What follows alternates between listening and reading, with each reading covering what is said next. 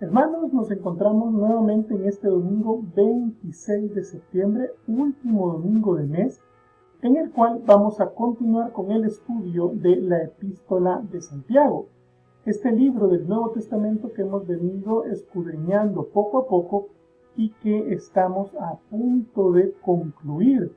Sin embargo, vamos a decir que las enseñanzas son tan ricas que nos da para poder continuar sacando versículo a versículo un nuevo aprendizaje. Estudiando la Epístola de Santiago, hemos aprendido acerca del manejo del ego y de la forma en la que éste nos aleja de Dios. Ese ego que se ha convertido en muchas ocasiones en una piedra de tropiezo para una vida cristiana saludable. En ese sentido, hemos de pedirle al Señor su dirección para que nos lleve por el camino hacia el cumplir su voluntad.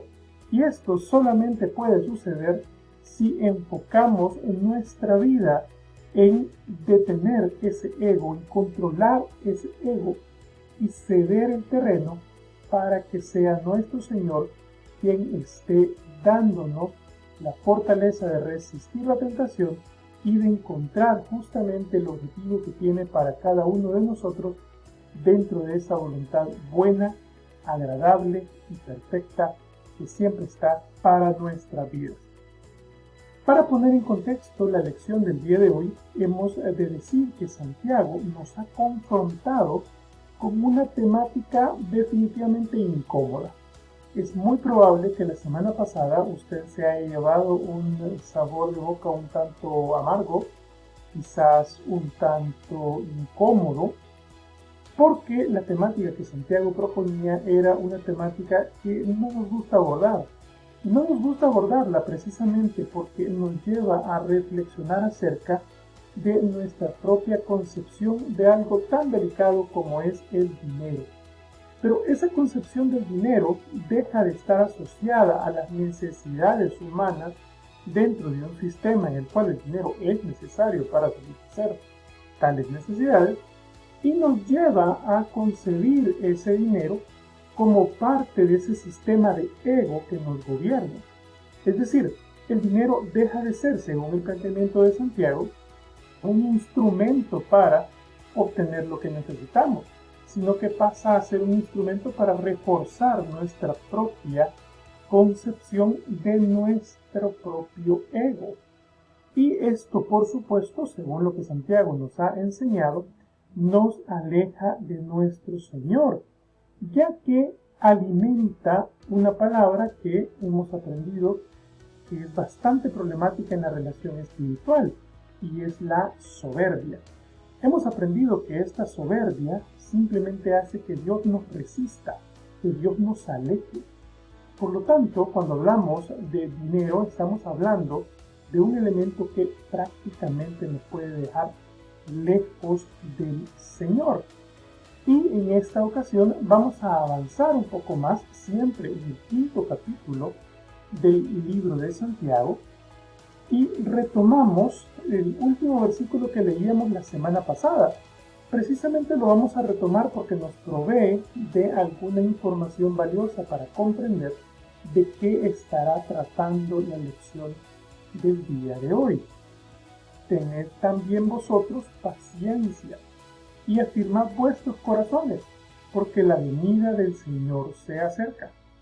Justamente nos vamos a encontrar con una lógica bastante compleja planteada por Santiago, ya que nos ha estado diciendo que no nos aferremos al dinero, que no nos enfoquemos en cuestiones materiales, sino que tengamos nuestra vista puesta en cosas espirituales, en cosas eternas. Y justamente el llamado que hace en este versículo es a tener mucha mesura en el sentido de mantenerse alejado de la impaciencia. ¿Por qué? Bueno, porque las necesidades terrenales, las necesidades humanas, son las que llevan a desesperarse por obtener el dinero. Desde luego usted recordará en una o en múltiples ocasiones, cuando se ha visto en carencias económicas, evidentemente llega la desesperación, llega esa ansiedad, llega ese momento en el cual el cristiano empieza a pensar que Dios le ha abandonado. Pero Santiago lo que está diciendo es, mire, al margen de esas necesidades terrenales, de esas necesidades finitas en el tiempo, existe algo que es trascendente, y esto está enfocado en el futuro, en eternidad. Claro, es muy fácil hablar de esto si no se tiene carencias, pero cuando las carencias económicas vienen y golpean, ciertamente la eternidad parece algo tan lejano, y es por eso que Santiago nos dice que debemos afirmar nuestros corazones. Porque la paciencia a la que Santiago se está refiriendo es precisamente esa paciencia hacia la eternidad, de cara a la eternidad. Pero mientras esa eternidad llega, debemos tener mucho control de nosotros mismos, porque en tanto nos encontremos en la tierra, estamos a merced de la tentación. Y si estamos a merced de la tentación, entonces necesitamos mantenernos bajo control, con nuestra mente enfocada en esa eternidad que el Señor nos ha prometido, pero con toda mesura acerca de nuestro accionar. Y es por eso entonces que vamos a buscar un poco de la evidencia bíblica en el resto de la palabra del Señor, para que se nos provea de algunas ideas prácticas y un poco de doctrina también acerca de cómo debemos abordar esa paciencia de la cual Santiago nos está hablando. Vamos entonces a mantenernos en el Nuevo Testamento. Vamos a 1 de Corintios, capítulo 10, versículo 12, en la cual se va a hablar un poco acerca de esa firmeza de corazón de la cual hablaba Santiago en el versículo 8 del capítulo 5 de esta epístola. Recuerden, dice, afirmad vuestros corazones. ¿Pero a qué se estará refiriendo? Bueno, pues será el autor bíblico de Corintios quien nos va a proveer de alguna luz acerca de esto. Así que, dice, el que piensa estar firme, mire que no caiga. ¿Por qué motivo tiene que explicarnos la Biblia que hay que vigilar el no caer, si es algo que de repente podría pensarse cae por autonomía, que parece una cosa lógica? Pero en realidad debemos ver el espíritu de lo que Pablo, precisamente en Corintios, nos está tratando de comunicar. Hay que tomar en cuenta que la redacción tiene ahí un detalle que a veces pasa por desapercibido en este versículo. Así que el que piensa estar firme, fíjese, no dice el que está firme, dice que el que piensa que está firme, es decir, es una percepción del cristiano. Así mismo se está percibiendo como firme, como un cristiano sólido, con creencias bien establecidas y que tiene la voluntad para mantenerse. Pero no dice que lo es, dice que solo lo piensa. ¿Y de dónde proviene precisamente ese pensamiento de autopercepción de firmeza? Proviene del mismo lugar de donde proviene la soberbia, de la cual Santiago ya nos ha advertido antes. Proviene del ego.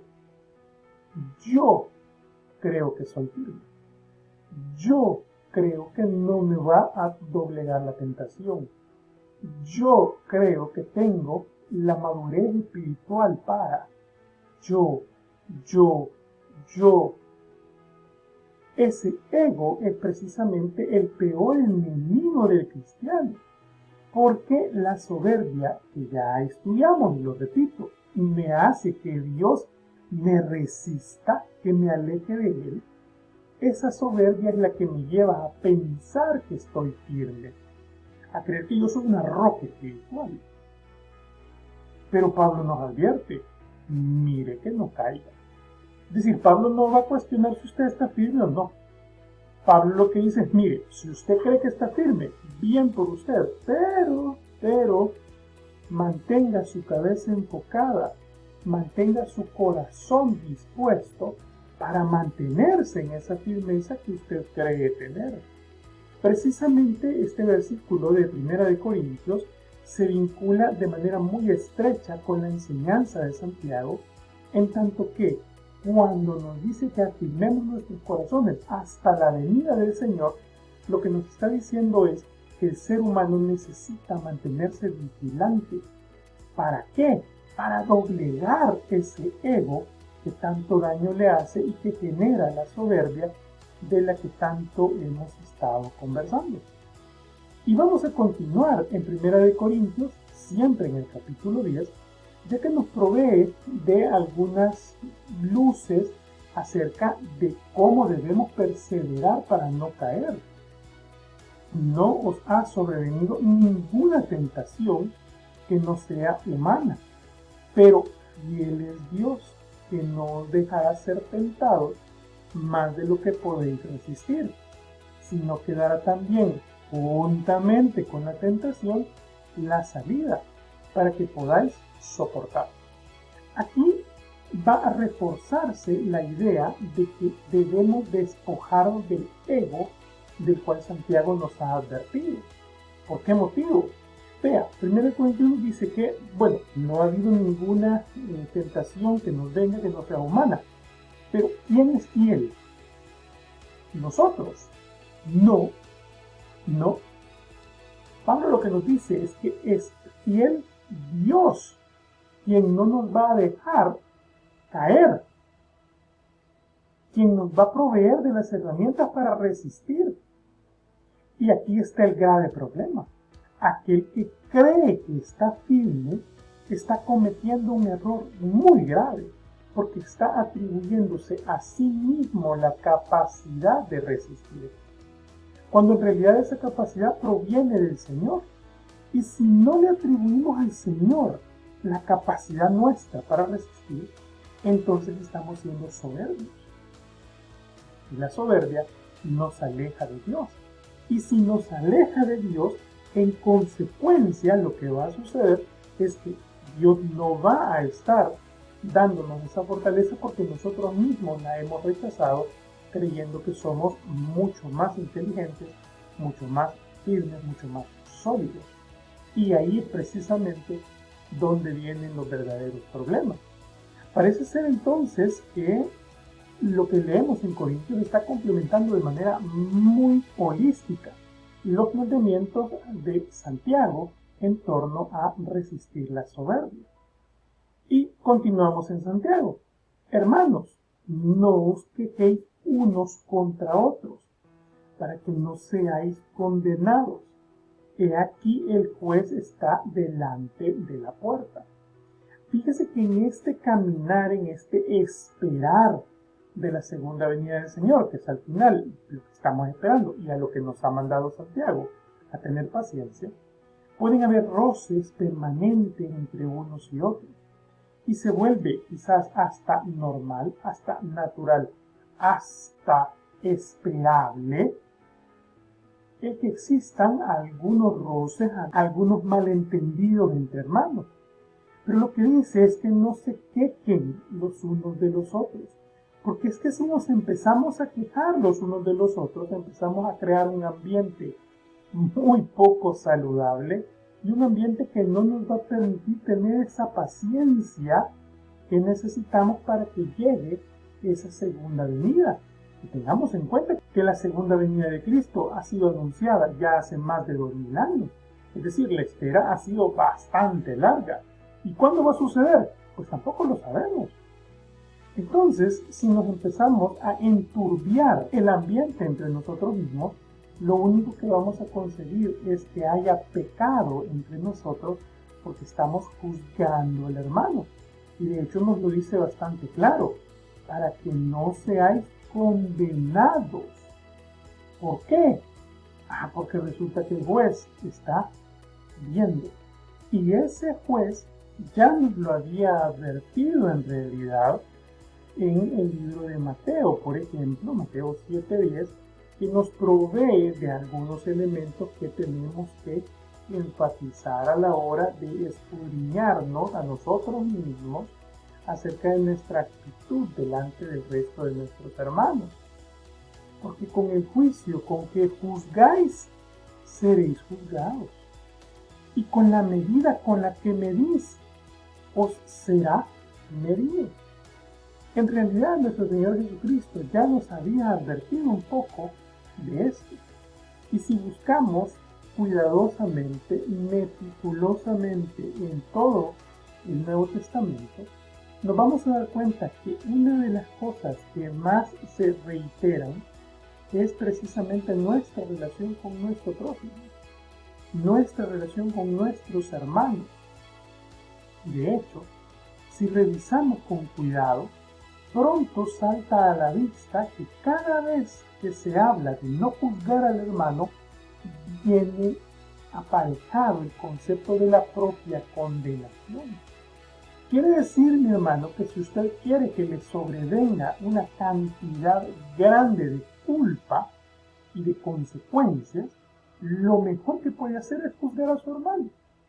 Cada vez que usted piense en proferir cualquier tipo de crítica, cualquier tipo de juicio, lo que sea, contra su hermano, lo que usted está acumulando es juicio contra usted.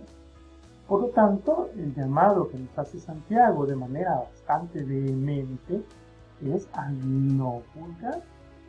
Por supuesto que diferencias van a haber. Claro que van a haber disputas, claro que van a haber malos entendidos y desde luego que va a haber la necesidad de sanar esas relaciones. Y es por eso que Mateo 18 nos provee de un procedimiento para que nosotros arreglemos las cosas. Por tanto, dice, si tu hermano peca contra ti, ve y repréndele estando tú y él solos. Yo no logro leer, no sé si ustedes logran encontrar la porción de la Biblia donde dice que debemos irle a contar a todo el mundo primero lo malvado que fue contra mí el hermano fulano de tal. Yo no lo he logrado encontrar. Yo lo que logro leer es que ir y divulgar y criticar y decir y juzgar es exactamente lo que no hay que hacer. Es más, Mateo es muy cuidadoso diciéndonos que debemos estar solos, en privado, porque no se trata de juzgar al hermano, ni de humillarle, ni de decirle pecador. No, lo que dice es que debemos estar solos. Y fíjense, si te oyere, has ganado un hermano. Mas si no te oyere, fíjense cómo hay ahí una posibilidad de que el otro no reaccione de manera positiva. Toma aún contigo a uno o dos, para que en boca de 2 o 3 testigos conste toda palabra. Nuevamente, llama a que se le reprenda de manera personal y ahora acompañado de personas que puedan atestiguar que ciertamente ha habido una búsqueda de diálogo, una búsqueda de paz.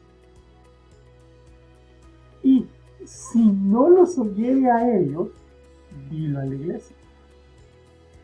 Quiere decir, mi hermano, que cuando usted llega a comentar a la congregación lo que otro ha hecho en contra suya, si usted no ha agotado el procedimiento que Mateo nos muestra, usted está faltándole al Señor y resulta que el pecador ahora es usted.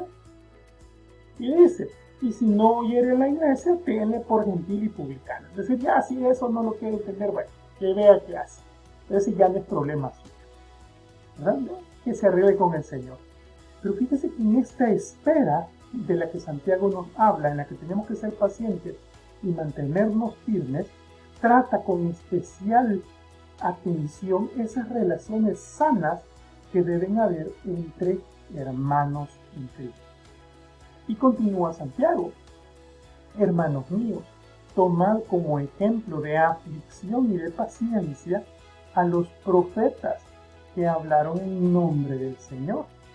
Y por todos nosotros es muy conocido la historia de los profetas.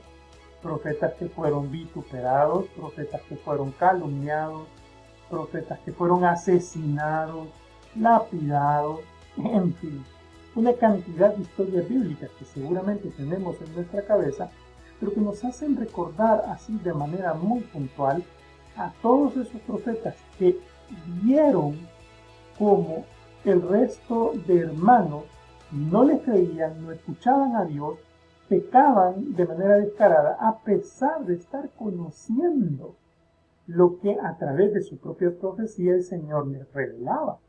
Por lo tanto, tenemos que sacar una gran lección de parte de los profetas. Estos profetas hablaban lo que el Señor quería que hablaran, propagaban el mensaje del Señor. Si el resto creía o no, pues ese era un problema del resto, no era el problema del profeta. A esa paciencia es precisamente a la que Santiago se está refiriendo. Usted haga su parte, el Señor hará la que le corresponde. Y luego me gustaría que veamos en Filipenses un versículo que se vuelve particularmente retador. Conforme a mi anhelo y esperanza de que en nada seré avergonzado. Es decir, usted va a ser paciente como los profetas y tiene un anhelo y una esperanza de que no va a ser avergonzado. Es decir, el Señor le va a proveer de esa honra, de ese revestimiento de su poder para no ser avergonzado. Antes bien, con toda confianza, como siempre, ahora también será magnificado Cristo en mi cuerpo, o por vida o por muerte. Fíjese, su anhelo y su esperanza es que no sea avergonzado. Pero lo importante aquí no es si yo tengo dignidad o no delante de los hombres, sino que yo voy a propagar el Evangelio, porque quien va a ser magnificado, quien va a ser glorificado, es Cristo a través de mí. Y si en el camino voy a sufrir, incluso hasta la muerte, como bien lo dice el libro de Filipenses, pues ocurrirá. Porque para mí el vivir es Cristo y el morir es ganancia. Cuando llegamos a ese nivel de desprendimiento de nosotros mismos, cuando llegamos a destajar el ego de nosotros y ponerlo a los pies del Señor, entonces estamos verdaderamente doblegando esa soberbia. Y continúa Santiago en el capítulo 5. He aquí tenemos por bienaventurados a los que sufren. Habéis oído de la paciencia de Job y habéis visto el fin del Señor, que el Señor es muy misericordioso y compasivo. Santiago va a tomar uno de los ejemplos más clásicos de la época judía, en los cuales se tenía muy presente la idea del sufrimiento humano por razón de la fe. Job, como lo recordaremos de otros estudios bíblicos, fue una persona que sufrió indecibles vicisitudes producto de que el Señor le permite a Satanás zarandearlo realmente y lo va a llevar al límite, le va quitando poco a poco todo lo que Job ama. Y es más, le va quitando lo que Job necesita, toca su propio cuerpo, le llena de llagas. En fin, es una cantidad de sufrimiento indecible. Pero dentro de este inefable sufrimiento, Job en todo momento se mantiene en una firmeza. Pero esa firmeza se ve expresada en que no maldice a Dios. Lo cuestiona a sus amigos, se declara inocente, pero ciertamente nunca llega a maldecir al Señor. Es decir, Job, dentro de todo ese sufrimiento, mantuvo la firmeza. Esa firmeza de la cual Santiago ya nos había hablado hace unos versículos, en la cual nos recuerda que tenemos que mantenernos. Y para poder mantenernos en esa firmeza, entonces debemos tener relaciones sanas con nuestros hermanos. Porque si recordamos la historia de Job, nos vamos a encontrar con que él tenía una cantidad de amigos que ciertamente no le servían de mucho, una cantidad de amigos que le juzgaban, que le increpaban, que le confrontaban contra una realidad que probablemente de hecho ni siquiera existía. Entonces, hermanos, el ejemplo de Job nos tiene que servir. Si nos vamos a mantener firmes, tiene que ser dentro de una congregación sana. Y una congregación sana no está juzgando al hermano. Vea cómo todo va amarrado como un eslabón bastante sólido. Pero es que de Job también hay un elemento importantísimo que debemos entender. Y para eso vamos a ir al mismísimo libro que nos narra la historia. Y vamos a leer justamente el momento en el cual Jehová, nuestro Dios, elige a Job para que sea zarandeado por Satanás.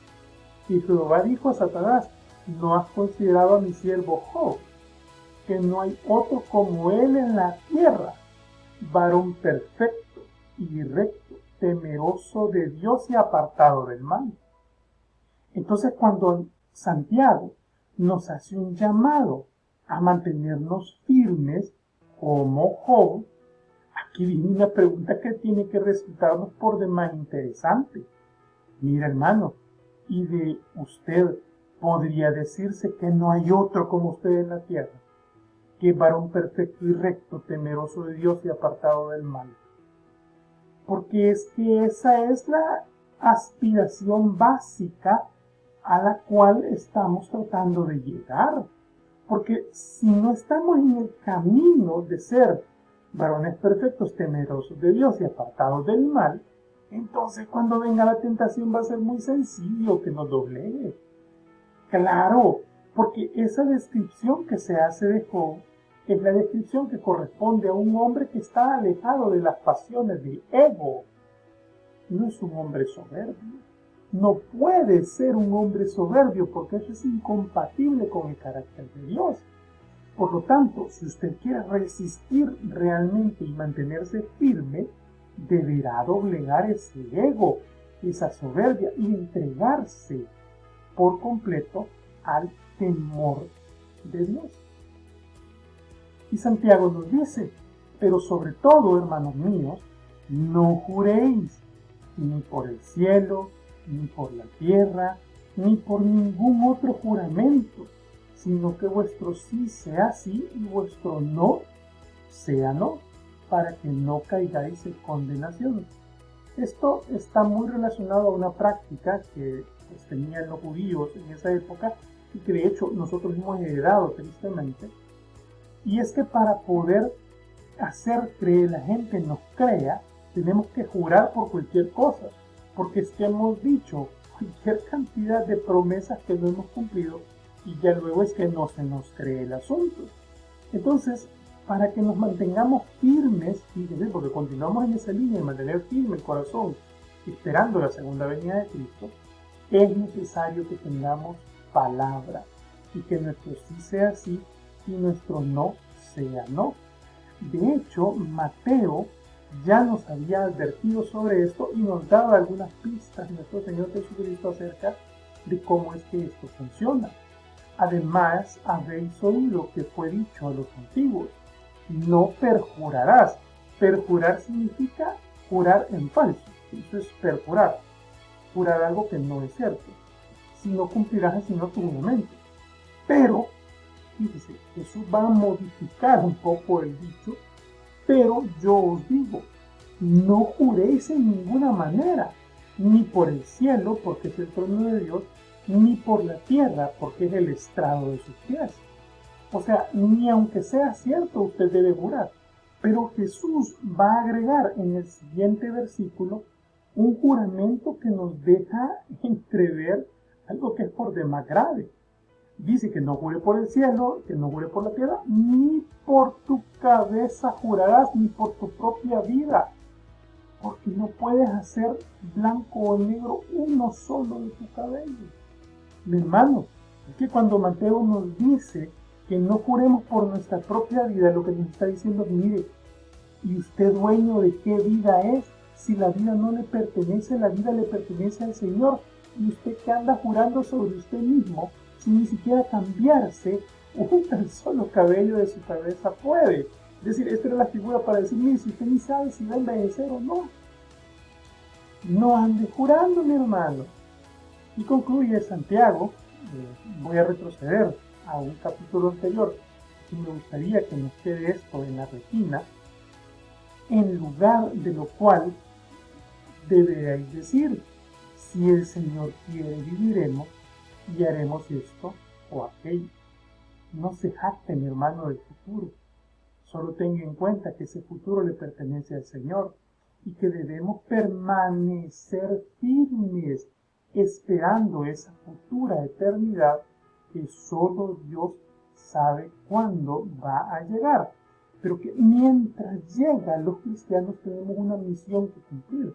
Y esto empieza por mantener firmes nuestros corazones, dominando el ego y poniéndolo todo delante del Señor. Que Dios nos bendiga, mis hermanos, y nos ayude a mantenernos firmes delante de su trono.